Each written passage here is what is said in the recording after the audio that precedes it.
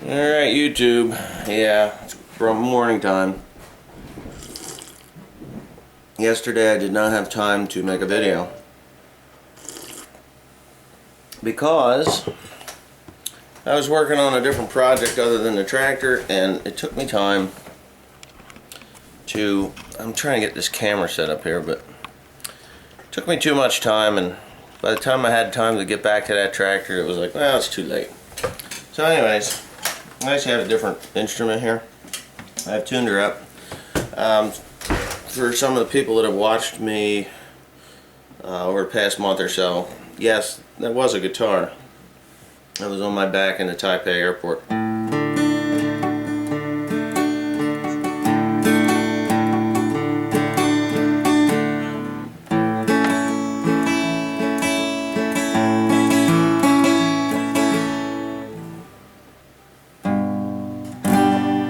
Anyway, well, I figured that today would be a good time to do story time.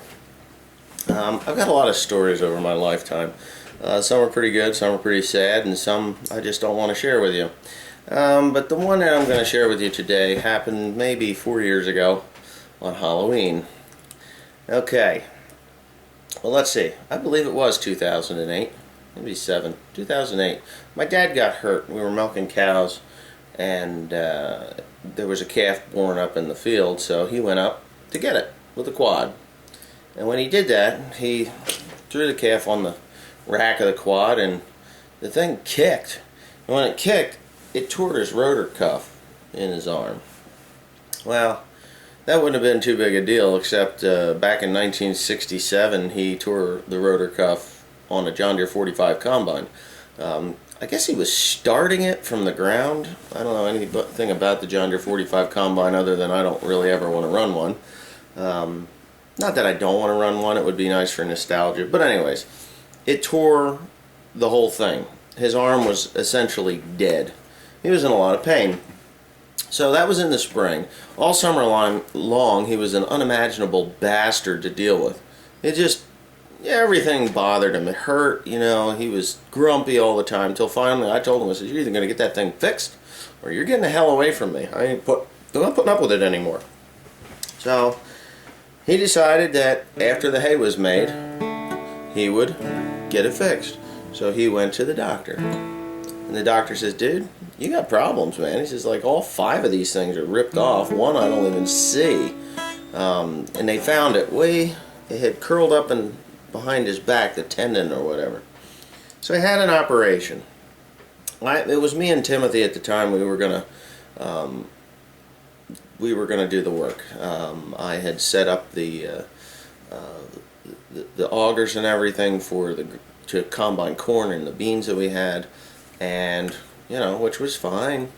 And so we started combining, and the combine, I'm not sure whether it swallowed a valve. It was a Caterpillar engine in a TR-70 combine, old machine, 1979, and it worked out alright, but when it did that, it started missing and smoking and just carrying on, so we decided we needed a new combine. So the combine we went up to Charlie Snyder's, and there was a TR-96, my current combine that I have right now. It was in the lot. And I had looked at it a couple of weeks earlier, or a month or so earlier, and I thought, wow, that's a nice machine. I wish I could have that. So necessity takes us into buying it. $32,000 we paid for it. No heads. I figured I would use the ones off the TR-70 because they were actually for the 4.0 corn head that is really mismatched for a TR-96. That was actually for a TR-97. It came off a TR-97. So anyway, I buy the combine, and Chester up at Snyder says, you know what, I can't take it down to you. I'm just so swamped, it'll be 2 weeks before I get it down to you. I said, well, that's impossible. There's no way I can wait 2 weeks for this machine. I mean, I bought a combine, I want it now. So he says, well, drive it home. Like, okay, I'll drive it home, no problem. How fast does it go? He said, oh, I think it goes about 21 mile an hour. Well, I'm thinking 21 mile an hour, that's not too god-awful bad. Well, it didn't go 21 mile an hour, it went 16 mile an hour. 16.1, 16.2 mile an hour. And Charlie Snyder's is 62 miles away from home. There's two cities I gotta go through. The city of Allentown and the city of Easton. And then I got the town of Phillipsburg, which is just almost as bad as Easton. So I set out on my trek home. And it's a long drive. Halloween Eve. It's Halloween. I had to get it home. It's Halloween. Oh boy. So I drive this combine into Allentown. I get through Allentown, no problem. Get on to 22. And I'm trekking it down 22. And let me tell you. You know that song, you know, what is it, International Harvester, when there's like 40 million cars behind the tractor going down the road in the video? Well, just imagine yourself on an interstate with a combine that goes 16.2 miles per hour, rush hour, and everybody wants to get home because it's Halloween. I had traffic backed up for 15 miles. I made the radio.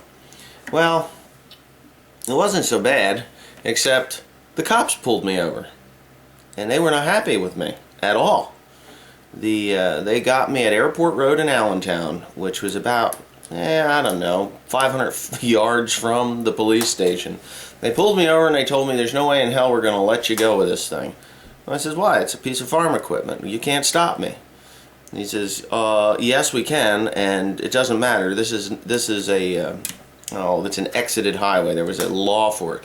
So he says, you're going to park this combine here until a truck can come and take it off this road. Well, I says, I'm not parking this combine. This is not going to happen. I says, if I park this combine here, I'm going to sleep with it. I says, and if I got to sleep with it, you know, that's it. I'm pitching a tent. And he said, well, you can't do that. I said, stop me. He said, oh, we can stop you. I said, no, unless you arrest me, you're not going to stop me from sleeping with my machine. Well, it took about an hour and a half, and the cars were just rubbernecking something fierce because most of these people don't even see a combine on the highway, and they really just love to stop, slow down. Well, needless to say, the traffic wasn't getting any smoother. It was getting backed up even farther. It had made it all the way out from Airport Road. If anybody knows this route, it was all the way out onto 78 where they merged together out on the other side of Allentown. Or on the other side of what used to be Lehigh Ag or Deer Country now. So anyways, they said, well, here's what you're going to do. You're going to drive this thing up to the police station and you're going to park it there because now it's getting dark. Well, I called my dad. I'm like, hey, somebody's going to have to come pick me up. They're not going to let me take this thing. He says, well, I'm in no condition because he had this brace. I mean, it just had an operation on his arm. He can't come and get me. I forget what Marg was up to, but that doesn't matter. So I called my friend Larry, and Larry actually met me in Hellertown, and they told me that I couldn't take the combine until the next morning at daybreak, and daybreak was at 7:18 in the morning or whatever the hell it was.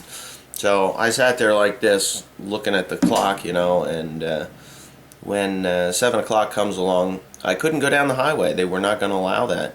I had to go right down the center of the city of Allentown, or Bethlehem. Allentown, Bethlehem? I don't even know what the hell. It was Bethlehem. Allentown. Airport Road in Allentown. I went right through the city. Instead of going down the highway where it would have been easy at 7 o'clock in the morning, no, you got to go right down through the city. Well, the trooper that was that stopped me and made me park the combine there, he said, you can go through the city. Just do it early in the morning, and we'll make sure that the locals, because then you're in local police from the state police, we'll make sure that they know that you're coming.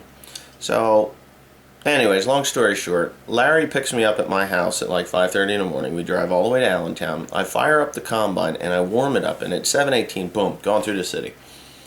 Well, we get about 3/4 of the way to where the old Bethlehem Steel was, to, I believe that's Route 412, and it crosses over the river. And son of a bitch, they pull us over again. Where the hell are you going with this machine through my city? I said, well, we're going home with it. He says, and anyways, Larry, he gets out of the truck, he says, didn't they call you? I'm like, and who called me? I guess the state police neglected to tell the city cops that we were coming. Well, they escorted us all the way to Hellertown. We had a police escort from Bethlehem, from Allentown, Bethlehem to Hellertown. Then Hellertown picked us up and escorted us right through the center of Hellertown, and off I went into the countryside, and I made it home. So, yeah, it was quite a story. I mean, I wish I had a video camera, but that was before I decided to do this wonderful thing called YouTube, and it was lots of fun, doing this stuff. But there's all kinds of stories of me doing stupid shit like that. It's just through the city of Allentown, really? Come on. If you've ever driven through Allentown, just imagine a TR-96 Combine. It's bigger than probably any city. It's kind of like Lincoln, Nebraska. Not as sprawled out, but about the size of the buildings there. No, I don't know. I've been through Lincoln. Lincoln was nothing compared to this. I mean, in the city streets. But anyhow, that's my story for the day. Hope you enjoyed it. Now, maybe I'll play this guitar a little bit. I don't know. I'm just learning, so bear with me if your ears crack off then.